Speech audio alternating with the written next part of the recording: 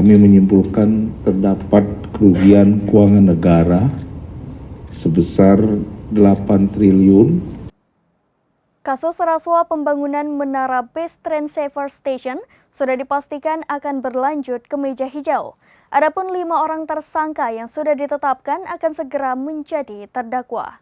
BPKP akan menyampaikan hasil perhitungan kerugian negara. Kasus rasuah pembangunan Menara Base Transceiver Station yang sudah dipastikan berlanjut ke meja hijau. Adapun 5 tersangka yang sudah ditetapkan akan segera menjadi terdakwa.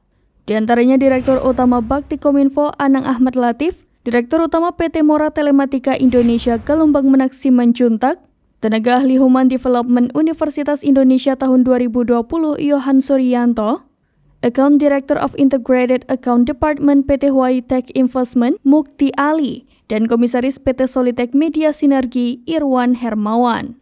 Kejaksaan sebagai penyidik dan penuntut dalam perkara ini berjanji akan membuka peran Anang Latif dan kawan-kawan secara gamblang.